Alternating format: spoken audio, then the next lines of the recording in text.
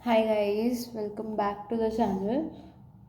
और आज की हम सीरीज़ में देखेंगे सॉफ्टवेयर प्रोजेक्ट मैनेजमेंट। और एक बात और बता दूं कि हमारी डेट शीट आ गई है फाइनल ईयर वालों की, जिसमें हमारे जो पेपर्स हैं वो इस टाइप से रहेंगे। 13 को सबसे पहला पेपर सॉफ्टवेयर प्रोजेक्ट मैनेजमेंट का रहने वाला है, ये रहा यहाँ पे। So you guys can also check out the codes. तो इसके अकॉर्डिंग यहाँ पे हमारा नेक्स्ट पेपर सॉफ्टवेयर टेस्टिंग का रहेगा, जो कि हमारा 15 को रहेगा। उसके बाद 15 के बाद नेक्स्ट पेपर है 22 को, फंडामेंटल्स ऑफ मैनेजमेंट का। और लास्ट पेपर होएगा 27 को, विच इज़ डीप लर्निंग। तो हम AIML वालों की डेट शीट और बाकी सारे लास्ट ईयर वालों की डेट शीट आ गई है। So you guys can check that out on the MDU site. ठीक है। तो आज पहला पेपर क्योंकि सॉफ्टवेयर टेस्टिंग का है और 13 में ज़्यादा भी टाइम भी नहीं है, तो इसका सिलेबस भी बहुत ज़्यादा है। ठीक है। तो हम दोबारा से यूनिट वाइज करेंगे, बट जो यूनिट 2 का पार्ट है ये वाला, वेट अ मिनट, यूनिट 2 का जितने भी मॉडल्स वाला पार्ट है सारा मैंने कवर कर दिया है, यहाँ से लेके यहाँ तक। रैपिड एप्लीकेशन वाला नहीं करा मैंने, बट ये वाला सारा कंप्लीट है वो पार्ट, तो आप चेक कर सकते हो। और आज हम ये वाला सारा पोर्शन कवर करेंगे। अब मेरी वीडियोस थोड़ी सी बड़ी आनी स्टार्ट हो जाएंगी क्योंकि पेपर की डेट शीट ऑफ कोर्स आ गई है। सो मैं ट्राई करूँगी कि इतना जितना ये भी पोर्शन है ये मैं एक बारी में कवर कर दूँ। और मे बी कल तक या परसों तक ये वाली वीडियो भी आ जाएगी इसकी। फिर इसकी हम कवर कर लेंगे जितने पोर्शन है, 1 2 3 4 5 6 7 8 9 वीडियोस में हम ट्राई करेंगे कि कवर हो जाए सारी चीज़। बट मॉडल्स वाला ये वाला काफ़ी सारा पार्ट कवर कर दिया, तो I am not repeating that. ठीक है, तो लेट्स गेट स्टार्टेड। ये रहा। तो ये वाली जो PDF मैं जिससे पढ़ा रही हूँ ये मेरी खुद टीचर की है ये, तो ये उनके नोट्स हैं, तो हम उसी से पढ़ेंगे बिकॉज वो पूरा सिलेबस वाइज सारा कवर्ड है इसमें, और ये 25 पेजेस की है। So we will be starting from this. और मैं इंस्टाग्राम पे भी पोस्ट करती हूँ, तो आप इंस्टाग्राम अकाउंट पे भी मेरा चेकआउट कर सकते हो। वहाँ पे आपको ये PDF में ट्राई करूँगी कि मैं 2-3 पोस्ट में या एक पोस्ट में इसको पूरा अपलोड कर दूँ वहाँ पे। तो अभी हम पहले यहाँ से पढ़ते हैं यूनिट 1 में जितने टॉपिक्स हैं। तो सबसे पहला है कि डेफिनेशन क्या होता है प्रोजेक्ट, सॉफ्टवेयर प्रोजेक्ट का। तो software project is a set of programs which is design for a specific operation. These are of 2 types, software system और सॉफ्टवेयर एप्लीकेशन। तो सबसे पहले अगर हम देखें सॉफ्टवेयर प्रोजेक्ट की जो डेफिनेशन है, तो उसके अकॉर्डिंग सॉफ्टवेयर एक type of set of program होगा जिसको हम स्पेसिफिक ऑपरेशन के लिए हम परफॉर्म करते हैं। अब ये 2 टाइप के हो सकते हैं, या तो वो सॉफ्टवेयर सिस्टम हो सकता है, मेरा डिवाइस की ड्राइवर्स हो गए या OS हो गया, कोई भी ऑपरेटिंग सिस्टम मैं अगर डिफाइन कर रही हूँ, तो वो सारी चीज़ हमारा सिस्टम सॉफ्टवेयर में आ जाएगा। और वहीं अगर मैं एप्लीकेशन सॉफ्टवेयर की बात करूँ, जैसे MS वर्ड हो गया या फिर कोई भी एप्लीकेशन, जैसे हम कोई भी ऐप्स का यूज़ करते हैं। फॉर एग्जाम्पल मैं, अगर आप यूट्यूब पे अभी ये वीडियो देख रहे हो, तो यूट्यूब पे भी एक एप्लीकेशन सॉफ्टवेयर की तरह ही हम उसको कंसिडर करेंगे। नेक्स्ट आता है हमारे पास प्रोजेक्ट, कि इसका ब्रेक डाउन सॉफ्टवेयर और प्रोजेक्ट। तो प्रोजेक्ट के उसमें ये आएगा कि project is a temporary planned effort and undertaken to create a unique product, service और result within a specific time frame, budget, scope. तो आपको कोई एक टाइम फ्रेम दिया जाएगा कि आपको इस टाइम पीरियड में इस प्रोजेक्ट को आपको बना के देना है विद स्पेसिफिक बजट। ठीक है, तो वो हमारा प्रोजेक्ट को हम डिफाइन ऐसे कर सकते हैं। और सॉफ्टवेयर प्रोजेक्ट दोनों चीज़ को कंबाइन करके, that you have to create a software project, और सॉफ्टवेयर मतलब आपको एक सॉफ्टवेयर डिज़ाइन करना है within a specific time और एक स्पेसिफिक बजट को लेके, और कुछ आपको स्पेसिफिक रिसोर्सेज यूज़ करने होंगे उसमें, जिसमें टूल्स, पीपल और बजट आपका कंसिडर होगा उसमें। नेक्स्ट आता है हमारे पास की फीचर्स एंड और characteristics of the software project. तो इसमें ये रहेगा कि टेम्परेरी नेचर का होता है कि एक स्पेसिफिक डेट होएगी उसकी स्टार्ट होने की और एक एंड डेट होगी। फिर आता है यूनिक आउटपुट, जो भी हमारा प्रोजेक्ट होगा उसका कुछ ना कुछ यूनिक आउटपुट होगा। उसके बाद रहेगा कि गोल ओरिएंटेड, मतलब उसका कुछ ना कुछ गोल होगा, और प्राइमरी गोल यही रहता है कि हमारा जो भी क्लाइंट के लिए हम प्रोजेक्ट बना रहे हैं तो उसकी वो सारी रिक्वायरमेंट्स फुलफ़िल हो पाएँ।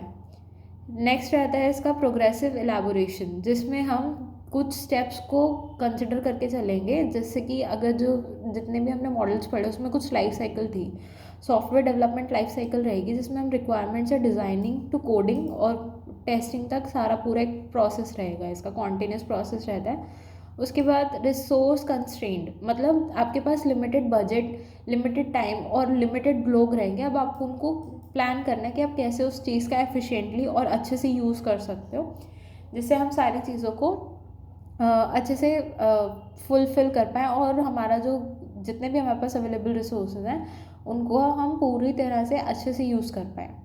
नेक्स्ट आता है रिक्वायर्स प्लानिंग एंड मैनेजमेंट। कोई भी प्रोजेक्ट जब तक हो रहा है आपका, तो उसमें एक प्रॉपर एक प्लानिंग रहेगी और प्रॉपर एक मैनेजमेंट रहेगा। अगर वो नहीं होगा तो सारी चीज़ें मैसअप हो जाएंगी, और वो मतलब सामने वाले के लिए भी या हमारे लिए भी हैंडल करना मुश्किल हो जाएगा।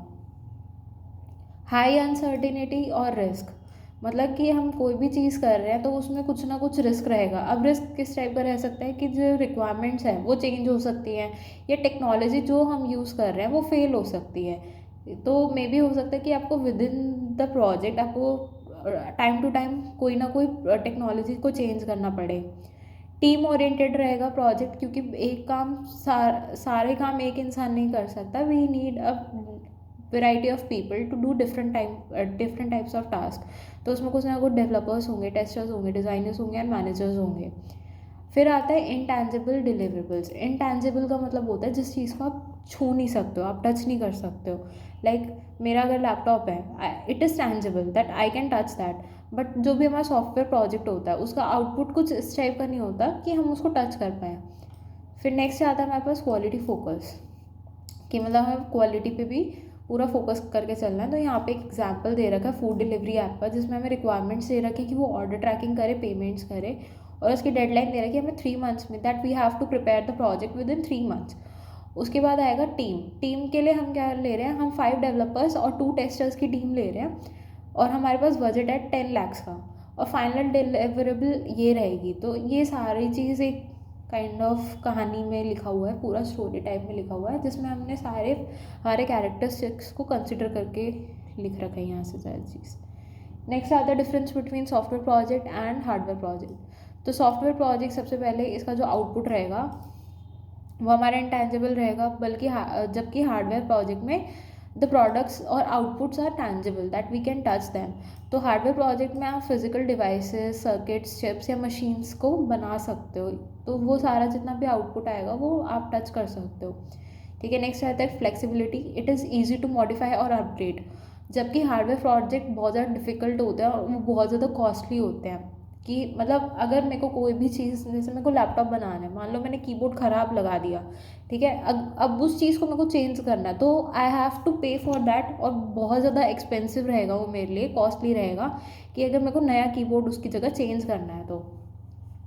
उसके बाद रहता है टीम स्किल्स। टीम स्किल्स में क्या रहेगा कि प्रोग्रामर्स होंगे, टेस्टर्स होंगे, यूएक्स डिज़ाइनर्स होंगे हमारे पास, और यहीं पे हमारे पास क्या रहेंगे, electrical, electronics and mechanical engineers and technicians की रिक्वायरमेंट होगी हमें to prepare hardware project. Cost of change कम रहती है सॉफ्टवेयर प्रोजेक्ट की as compare to the hardware ones, क्योंकि हमें उसमें फिजिकल कंपोनेंट्स को बहुत ज़्यादा चेंज करने के लिए huge amount we have to pay, तो उसके लिए हाई कॉस्ट रहेगी। ठीक है। डेवलपमेंट स्पीड फास्ट रहती है, जबकि इसमें स्लो रहेगी। ठीक है। एग्जाम्पल्स रहेंगे banking apps, ERP systems, e commerce website, और इसके एग्जाम्पल्स रहेंगे Microsoft, robotics, IoT devices and smartphones.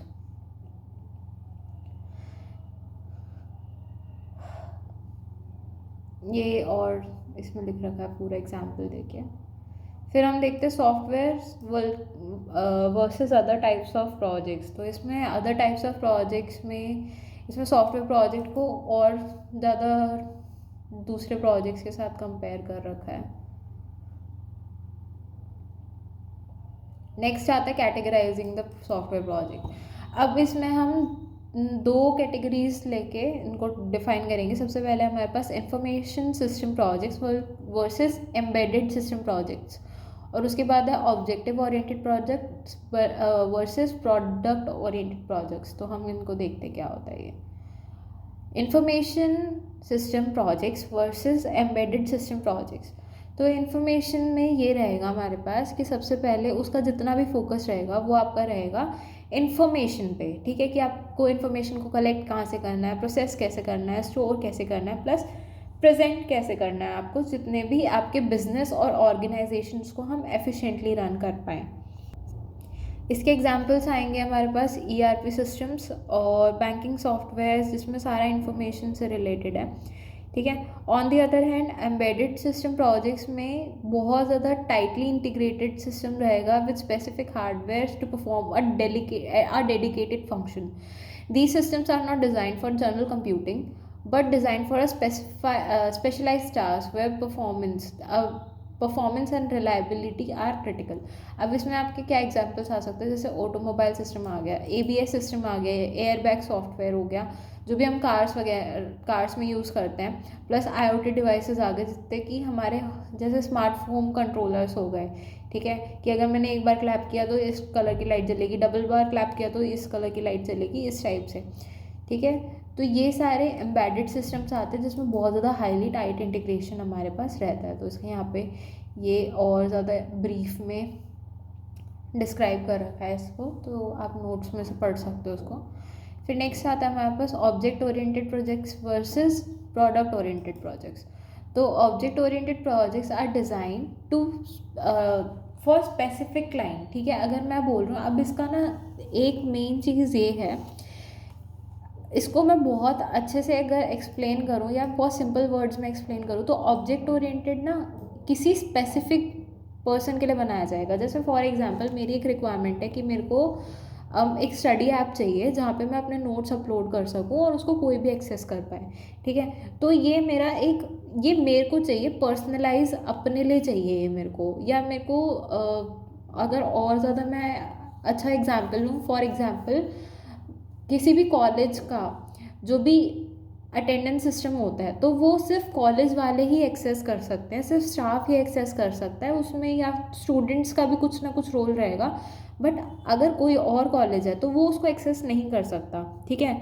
Specific customer के लिए जो प्रोजेक्ट्स बनाए जाते हैं उनको ऑब्जेक्ट ओरिएंटेड प्रोजेक्ट्स बोलते हैं। वहीं अगर मैं प्रोडक्ट ओरिएंटेड की बात करूँ तो वो एक लार्ज मार्केट को उनके पर्पज से बनाया जा रहा है। फॉर एग्जाम्पल जैसे हम कैनवा यूज़ करते हैं, ठीक है, तो वो कोई भी यूज़ कर सकता है, उसको ओपन सोर्स है वो, ठीक है, बट एडवांस वर्जन के लिए यू हैव टू पे, बट जो नॉर्मल वर्जन होते हैं एनीबडी कैन यूज़ इट। वैसे ही अगर जूम हो गया या फिर माइक्रोसॉफ्ट ऑफिस हो गया, या और मैं एग्जाम्पल्स दूँ तो इंस्टाग्राम हो गया, एनीबडी कैन यूज़ इट। तो जो भी प्रोडक्ट ओरिएंटेड प्रोजेक्ट्स होते हैं हमारे, they focus a large amount of users as compared to the object oriented ones where we have specific clients। और यहाँ पे इसका पूरा एग्जाम्पल हमने वो दे रखा है ब्रीफ आउट, ठीक है। नेक्स्ट आता है हमारे पास सॉफ्टवेयर प्रोजेक्ट मैनेजमेंट होता क्या है एक्चुअल में। तो सॉफ्टवेयर प्रोजेक्ट मैनेजमेंट, जितना भी हमारा सॉफ्टवेयर प्रोजेक्ट बन रहा है, that we have to plan, organise and observe the software development process. तो उस चीज़ को कि हम उसमें पूरी प्लानिंग करेंगे, then we define the project objective, कि हम रिसोर्सेज कहाँ से लेंगे, हमारे पास टाइम कितना लगेगा, स्केड्यूलिंग करेंगे हम टास्क की, that which person is doing what kind of task, ठीक है। उसके बाद allocating of resources, that which one is using which resources. तो ये सारी चीज़ें उसमें आती हैं। नेक्स्ट आता है हमारे पास ऑब्जेक्टिव ऑफ SPM। ऑब्जेक्टिव किस लिए ज़रूरी है प्रोजेक्ट मैनेजमेंट, बिकॉज हम इससे ये इंश्योर कर सकते हैं कि हम जो भी प्रोडक्ट बना रहे हैं क्या वो सही है, गलत प्रोडक्ट तो हम नहीं दे रहे ना क्लाइंट को, तो वो आता है। और उसके बाद आता है नेक्स्ट हमारे पास डिलीवर ऑन टाइम, कि हमें जो भी हम प्रोजेक्ट बना रहे हैं that we have to deliver that on time. और नेक्स्ट आता है हमारे पास स्टे विद इन बजट, मतलब हम बजट से बाहर ना चले जाएं, कम हो जाए तो चलेगा बट ओवर बजट नहीं होनी चाहिए वो चीज़, ठीक है। Ensure quality, manage risk, efficient use of resources, customer satisfaction, most important, कि जो भी हमारा कस्टमर है, क्योंकि लास्ट में जो प्रोजेक्ट है वो किसी ना किसी कस्टमर के लिए बना रहे हैं, हम अपने लिए तो खुद के लिए कोई प्रोजेक्ट नहीं बना रहे ना, तो वो हमारा मेन रहता है कस्टमर सेटिस्फैक्शन। फिर हमारे पास आता है activities covered by software project management. तो इसमें हमारे पास काफ़ी सारी एक्टिविटीज़ रहते हैं जिसमें ये सारी चीज़ हम देखते हैं। तो सबसे पहले रहता है feasibility analysis, that we have to plan all the budgets and everything. फिर आता है let me just zoom it out. उसके बाद आता है हमारे पास प्रोजेक्ट प्लानिंग। प्रोजेक्ट प्लानिंग जिसमें हम सारे प्रोजेक्ट की हमारे पास क्या रिसोर्सेज लगेंगे, what kind of budget we are planning, ठीक है, तो सारी चीज़ें। उसके बाद आता है हमारे पास project estimation, efforts, cost and time. तो ये प्रोजेक्ट एग्जीक्यूशन में आता है जिसमें हम स्केड्यूल करते हैं कि कौन सा टास्क कहाँ पे होगा, रिसोर्स एलोकेशन करते हैं कि किस इंसान को या किस टाइप ऑफ पर्सन को हमने को कौन से रिसोर्सेज एलोकेट करने हैं। फिर आता है रिस्क मैनेजमेंट की अगर कोई भी चीज़ हमेशा ये नहीं होता कि सब चीज़ हमारी स्मूथली चले हमेशा, तो हम रिस्क मैनेजमेंट करेंगे, मेजरमेंट और मेट्रिक्स रखेंगे, मॉनिटरिंग एंड कंट्रोलिंग की सारी चीज़ एज पर प्लान चल रही है या नहीं चल रही। और फिर क्वालिटी एश्योरेंस की हमारे को जो क्लाइंट को प्रोडक्ट देना है, एंड प्रोडक्ट देना है, उसकी क्वालिटी अच्छी है या नहीं है। और लास्ट में रहता है कम्युनिकेशन एंड रिपोर्टिंग, ये बेसिकली डॉक्यूमेंटेशन काइंड ऑफ होता है। और लास्ट में हम करते हैं प्रोजेक्ट क्लोजर। तो मेन हमारे पास 4 ही हैं, बट एग्जीक्यूशन वाले में और ज़्यादा एलैबोरेटेड है, ठीक है। तो फिजिबिलिटी स्टडी में अगर हम और ध्यान से पढ़े तो इसमें टेक्निकल फिजिबिलिटी आती है कि it can be build with current tools. मतलब टेक्निकल में ये रहेगा कि हम जो भी टेक्नोलॉजी यूज़ कर रहे हैं क्या वो हमारे प्रोजेक्ट के लिए इनफ है या नहीं है, ठीक है। नेक्स्ट आता है इकोनॉमिक फिजिबिलिटी की कॉस्ट इफेक्टिव है या नहीं है। ऑपरेशन फिजिबिलिटी में कि या यूज़र्स उसको अडॉप्ट करेंगे या नहीं करेंगे, ठीक है। फिर हमारे पास रहता है प्रोजेक्ट प्लानिंग। प्रोजेक्ट प्लानिंग सबसे पहला और क्रूशियल स्टेप है, बिकॉज इसमें हम ये डिफाइन करेंगे कि प्रोजेक्ट का स्कोप क्या है, ऑब्जेक्टिव्स क्या है उसके, और डिलीवरेबल्स लास्ट में आउटपुट हमारे पास क्या रहने। फिर आएगा हमारे पास जितना भी हमारा वर्क है उसको हम स्मॉलर और मैनेजेबल टास्क में डिफाइन करेंगे, ठीक है, उसको डिवाइड कर देंगे और उसको बोला जाता है work break down structure, where we divide a large amount of work into smaller and manageable task. फिर हमारे पास रहते हैं कि हम डेवलपमेंट के लिए मेथडोलॉजीज कौन सी यूज़ करेंगे, वाटरफॉल यूज़ करेंगे या फिर एजाइल यूज़ करेंगे। तो ये सारी चीज़ें प्लानिंग में आती हैं। इम्प्लीमेंट एग्जीक्यूशन के लिए ये वाले फेज में एक्चुअल इम्प्लीमेंटेशन होता है, जैसा मैंने पहले बताया था। एस्टिमेशन में हम सारी चीज़ें प्रिडिक्ट करते हैं कि हमें रिसोर्सेज कितने लगेंगे जो हम प्लानिंग में लेके चलते हैं, but we have to predict the required resources, timelines, budget, जितना भी हमें सारा प्रोजेक्ट के लिए लगेगा वो सारी चीज़ें आती हैं। और उसके बाद एफर्ट बेस्ड एस्टिमेशन हम देते हैं, एक साइज ओरिएंटेड और एम्फेरिकल, ठीक है।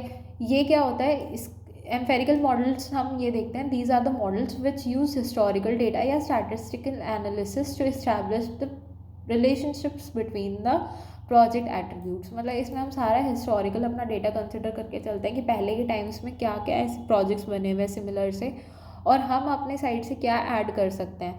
प्लस स्टैटिस्टिकल एनालिसिस में ये रहता है कि वो ना रिलेशनशिप इस्टेब्लिश करने के लिए हमारे पास हेल्प करता है कि जैसे अगर 2 प्रोजेक्ट एट्रीब्यूट्स हैं उनके बीच में एक्चुअल में रिलेशनशिप होगा क्या, ठीक है। फिर आता है हमारे पास स्केड्यूलिंग, कि हमें सारी चीज़ कैसे स्केड्यूल करनी है, और इसमें ये एक टूल्स जो ये होते हैं ये सारी चीज़ हम बहुत ज़्यादा यूज़ करते हैं। प्लस ये इम्पॉर्टेंट है पर्ट एंड क्रिटिकल पाथ, ठीक है। क्रिटिकल पाथ होता है आपका जो सबसे बड़ा, जहाँ पे टाइम लगता है, ठीक है, और हाई रिस्क वहाँ पे ही रहता है ज़्यादा, तो हमें वो चीज़ चेक करनी होती है। नेक्स्ट आता है रिसोर्स एलोकेशन, कि हम राइट पर्सन चूज़ करना है कि अगर मैं ए पर्सन को ए रिसोर्स दूँ और वहीं अगर मैं ए पर्सन को बी रिसोर्स दूँ तो उसमें वो किस में ज़्यादा अच्छे से काम कर पाएगा, तो वो हमें चीज़ें चाहिए होती हैं। तो वही हमें राइट पीपल और टूल्स का हमें देना होता है कि हम राइट टास्क के लिए राइट पर्सन को चूज़ कर रहे हैं या नहीं कर रहे हैं। फिर आता है रिस्क मैनेजमेंट। रिस्क मैनेजमेंट में कि कुछ ना कुछ रिस्क हर प्रोजेक्ट में आते ही हैं, चेंजेस होते हैं की टीम्स में। कई बार होता है कि कोई मेंबर छोड़ के चला गया, टेक्निकल फेलियर्स हो गए, ठीक है, या किसी की तबीयत ख़राब हो गई बीच में, तो बहुत सारी ये सारी चीज़ों को हम रिस्क लेके चलते हैं और इसमें हमें कुछ ना कुछ बैकअप प्लान्स रखने होते हैं कि अगर ये हो गया, अगर ये बंदा चला गया तो इसकी एब्सेंस में हम किसको हायर कर सकते हैं, कौन इसके अलावा ठीक से काम कर सकता है हमारे को। और उसके बाद आता है मेजरमेंट एंड मैट्रिक्स। इसमें हम एफर्ट, स्केड्यूल और deficiency density defect density sorry, और उसके बाद प्रोडक्टिविटी हम चेक करते हैं कि कोई कितना अच्छे से काम कर रहा है। अगर मैं किसी और को हायर करता तो क्या वो इससे अच्छा बेटर काम कर पाता, जिसमें पर्सन पर आवर स्पेंड होता है कि एक इंसान इतने घंटे में कितना बेटर काम कर पा रहा है, ठीक है, वो सारा आ जाएगा। मॉनिटरिंग एंड कंट्रोलिंग में सेम कि जो मैनेजर होते हैं वो आपका क्या करते हैं, स्टेटस रिपोर्ट्स या फिर डैशबोर्ड्स का यूज़ करते हैं। यहाँ हम टीम मीटिंग्स बिठाते हैं कि आपने कितना काम कर लिया है और कितना अभी तक बजट का जितना हमारा पोर्शन था कितना यूज़ हो गया है, ठीक है। नेक्स्ट आता है क्वालिटी एश्योरेंस, वही कि हम क्वालिटी चेक करते रहते हैं साथ के साथ कि हमारे जितने भी चीज़ें हैं क्या वो ठीक से हो रही हैं या नहीं हो रही हैं। एंड देन प्रोजेक्ट एग्जीक्यूशन का लास्ट आता है हमारे पास कम्युनिकेशन एंड रिपोर्टिंग, जिसमें हम कम्युनिकेट करते हैं कि क्लियर कम्युनिकेशन इसलिए रखा जाता है जिससे कन्फ्यूजन है कन्फ्लिक्ट्स ना हो या मिसअंडरस्टैंडिंग्स ना हो। तो वो सारी चीज़ों के लिए हम एक क्लियर कम्युनिकेशन, तो वो सारी चीज़ें आती हैं। और इसमें हम प्रोग्रेस रिपोर्ट्स या फिर टूल्स वगैरह का भी यूज़ करते हैं जिससे हम रेगुलर अपडेट्स दे पाएँ थ्रू मीटिंग्स, ठीक है। और लास्ट रहता है project closure. This is the final step where हम ये चीज़ें दे पाते हैं कि हमारा जितना भी प्रोजेक्ट था वो सारा चीज़ अच्छे से हो गई है, ठीक है। नेक्स्ट आता है हमारे पास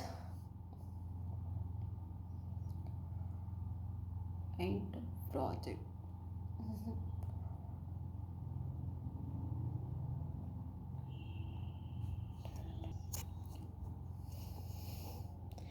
नेक्स्ट आता है हमारे पास प्रोजेक्ट एज अ सिस्टम।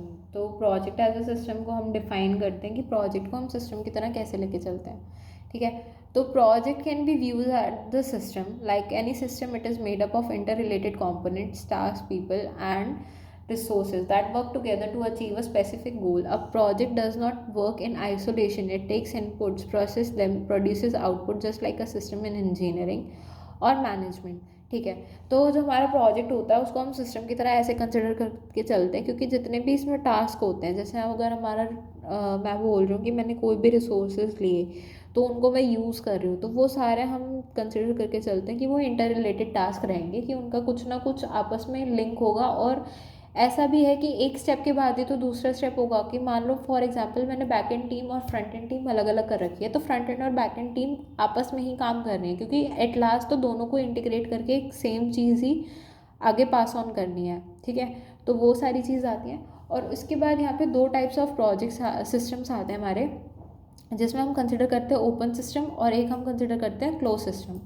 तो ओपन सिस्टम क्या होता है आपका, ओपन सिस्टम हम इसलिए बोलते हैं क्योंकि that interacts with the environment, कि जितने भी एक्सटर्नल स्टेक होल्डर्स हैं वो इनपुट लेगा, इनपुट अब बाहर से ही लेगा, प्लस जितना भी आउटपुट है वो बाहर के इन्वायरमेंट के लिए ही वो प्रोड्यूस कर रहा है। तो दैट इज़ हम उसको ओपन सिस्टम बोलते हैं because it is interacting with the environment continuously, ठीक है। फिर नेक्स्ट आता है हमारे पास क्लोज सिस्टम, जो अपने एक्सटर्नल इन्वायरमेंट से या आउटसाइड इन्वायरमेंट से इंटरैक्ट नहीं कर रहा, बट वो इसलिए बनाया जा रहा है जिससे they must adopt changes like new technologies and stakeholder demands, ठीक है।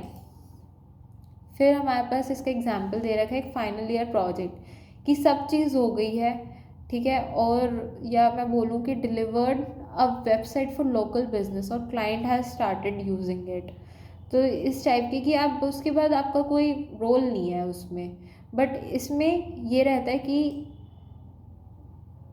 जो ओपन सिस्टम था उसमें अगर हम कोई भी कॉलेज अटेंडेंस ऐप बना रहे हैं, वो कोडिंग में है, अभी उसका काम कंप्लीट नहीं हुआ है, ठीक है। जो चीज़ कंप्लीट होके डिलीवर हो गई है क्लाइंट को, that is consider as the close system, कि हमने उसको ख़त्म कर दिया, अब उसमें काम नहीं हो रहा है, ठीक है। ओपन सिस्टम वो रहते हैं जिसमें आपका कुछ पोर्शन ऑफ काम हो गया है but that is not completed, ठीक है। तो वो सारी आदतें हैं। एक सब ऑप्टिमाइजेशन इन प्रोजेक्ट्स, ये बहुत ज़्यादा इंपॉर्टेंट चीज़ है। इसमें ये होता है कि आप एक चीज़ पे ही फोकस कर रहे हो वाइल इग्नोरिंग द होल। तो अब इस वजह से क्या होता है कि फॉर एग्जांपल मैं सिर्फ फ्रंट एंड पे ही फोकस करे जा रही हूँ कि मैं उसको ही सुंदर बना दूँ, और बैक एंड पे मैं काम ही नहीं कर रही हूँ या मैं ध्यान ही नहीं दे रही हूँ उस चीज़ पे। तो उस वजह से क्या होगा, क्योंकि बैक एंड जो होता है वो बैकबोन होता है ऑफ द प्रोजेक्ट, बिकॉज अगर आपका बैक एंड भी ठीक से काम नहीं करेगा तो फ्रंट एंड का मैं क्या करूँगी, ठीक है। तो इसलिए उसको सब ऑप्टिमाइजेशन बोला जाता है, जिसमें आप सिर्फ एक ही चीज़ पे फोकस करे जा रहे हो और बाकी चीज़ को हम इग्नोर कर रहे हैं, तो वो पूरे ही प्रोजेक्ट को हमारे ख़राब कर देता है। तो ये एक ड्रॉबैक रहता है जो हमें फोकस करना चाहिए इस पर। नेक्स्ट रहता है हमारे पास socio technical system. Socio technical system क्या होता है, socio technical that's two terms that's combined. तो उसमें सोशल कंपोनेंट्स और टेक्निकल कंपोनेंट्स, हम दोनों चीज़ों को कंबाइन करके एक सिस्टम बना रहे हैं, जिसमें हमारे पास आएगा सोशल कंपोनेंट्स आएंगे हमारे पास पीपल, टीम वर्क, जो कि मतलब वैसे है हमारे पास सोशल कंपोनेंट्स हैं, ठीक है। और उसके बाद टेक्निकल में आएंगे कि हम कौन से इंसान को या कौन जो हमारे जितनी भी टीम है वो किस टाइप के टूल्स का यूज़ कर रही है, कौन सी प्रोग्रामिंग लैंग्वेज का यूज़ कर रही है, किस टाइप का ऑपरेटिंग सिस्टम है वहाँ पे, हार्डवेयर कौन सा है, सॉफ्टवेयर कौन सा है, वो सारी चीज़ों को कंसिडर करके हमारा रहता है। नेक्स्ट हमारे पास है मैनेजमेंट कंट्रोल। मैनेजमेंट कंट्रोल, ठीक है। मैनेजमेंट कंट्रोल में आपका क्या होता है, जिसमें हम मैनेजमेंट सारा देखते हैं कि हमारा जितना भी चीज़ें हैं वो ठीक से काम कर भी रही हैं या नहीं कर रही हैं, ठीक है। अगर प्रॉपर मैनेजमेंट का एक मैनेजमेंट का भी बहुत अच्छा रोल होता है प्रोजेक्ट के डिलीवरेबल पे, क्योंकि अगर मैनेजमेंट अच्छा होगा तो ऑफ कोर्स हमारा जो अंदर का काम है, मतलब जितना भी प्रोजेक्ट डेवलपमेंट है वो भी अच्छा ही होगा, ठीक है।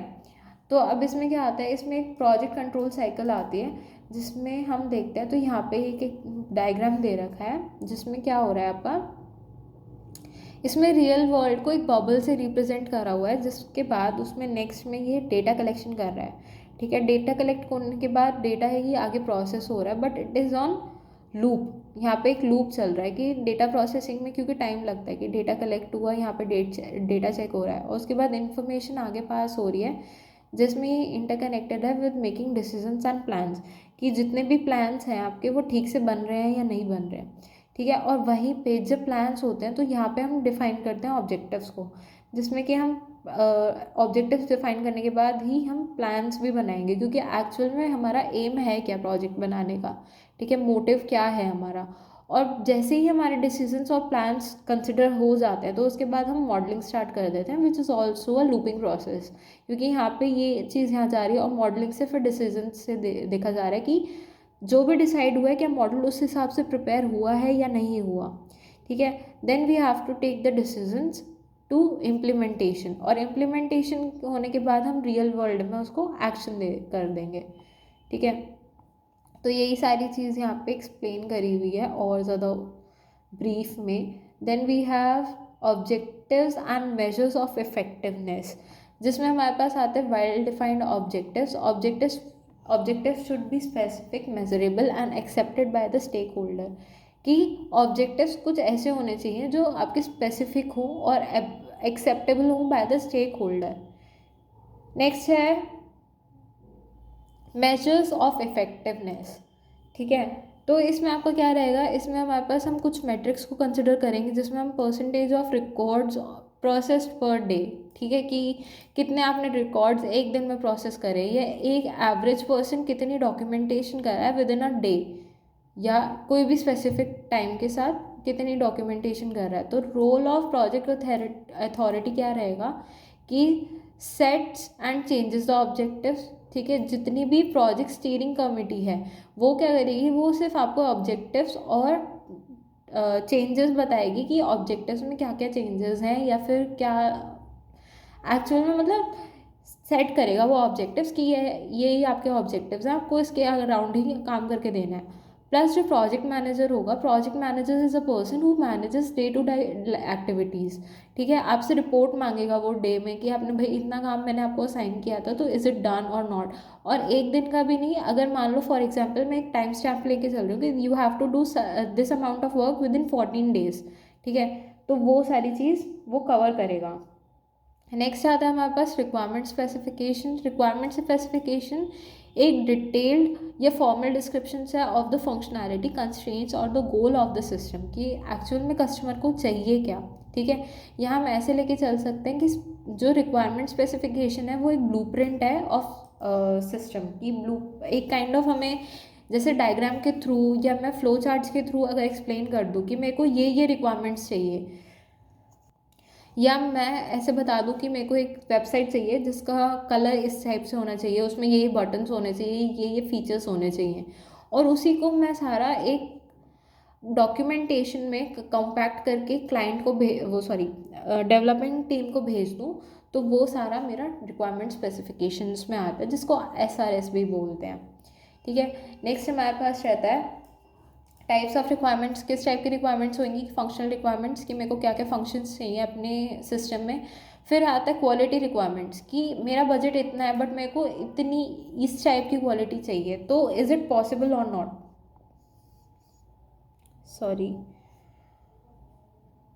उसके बाद आता है हमारे पास रिसोर्स रिक्वायरमेंट्स, कि हमारे पास रिसोर्सेज क्या क्या लगेंगे किसी भी चीज़ में, एंड दैट्स ऑल। सो हमने आई गेस इसका फर्स्ट पार्ट इतना हमारा कवर हो गया है। ठीक है, तो नेक्स्ट वीडियो में हम ये कवर कर लेंगे, एंड थैंक्स फॉर वॉचिंग।